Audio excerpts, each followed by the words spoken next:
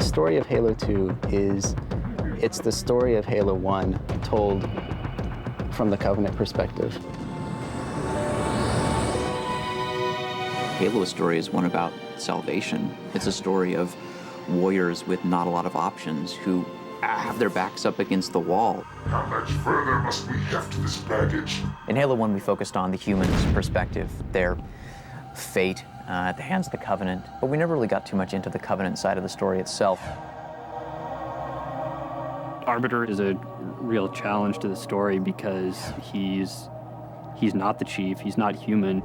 Release the prisoner. As the player at the start of the game, you don't realize that you're actually going to play this elite general who's been disgraced, but you get this quick glimpse at, that's the flip side of what happened to the Covenant at the end of the first game. Halo's destruction was your error, and you rightly bear the blame. But ultimately, the terms of your execution are up to me. I am already dead. A couple levels into the game, you realize, oh my God, I get to play this guy. People identify with humans. People care about humans more. So we really have to put the Arbiter in a position in the story where he matters and where the player cares about him. You want to look at this guy and you want to see that, wow, he's just as cool as the Master Chief. What would you have your Arbiter do? This time around, it's essentially we're telling two stories that simultaneously. We're going back and forth from level to level. Way over 90% of the time, there's going to be the player who's not paying any attention to the story. He's writing his own story. It's basically just an action movie. That's really a challenge in a game. Like when you stop the game and give the player your dose of the story, and you've succeeded when he's not thinking of those two things as different anymore.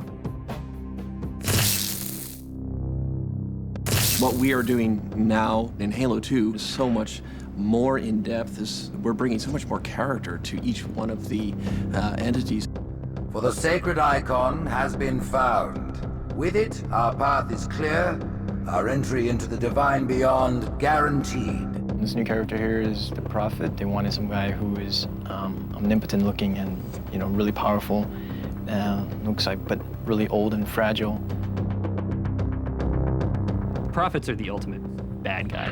Were it not for the Arbiters, the Covenant would have broken long ago. In Halo 2, we are really making a bigger effort to give each one of those characters their more animalistic behavior, something that's more true to the actual character themselves. He's just this big, brutish guy who is just, you could probably equate him to, a really badass biker you met in a bar and crossed the wrong way. Brute is more of a combination of a gorilla type-like face, and he's got a skin of a pachyderm. The Mohawk. We were trying to think of a way to distinguish the Tartarus from the rest of the pack, and main bad guy in Gremlins 2 had a giant white Mohawk, and that worked extremely well. Everybody realized, who was the boss. I like him. I like him a lot. I think he's a cool character.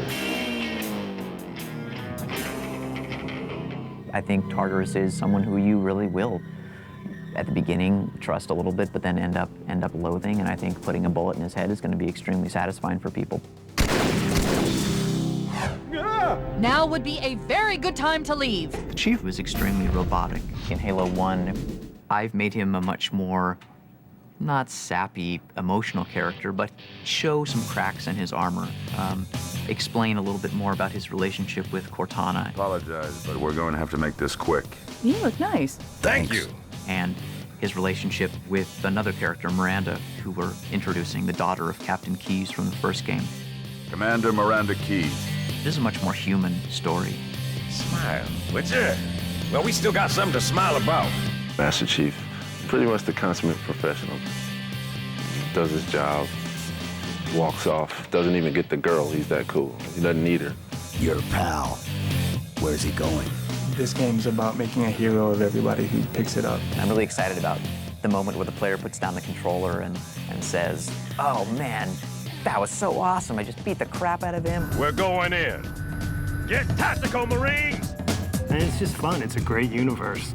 I mean, I don't know if I'd want to live there, but it's fun to visit. Oh, I know what the ladies like. Stay down!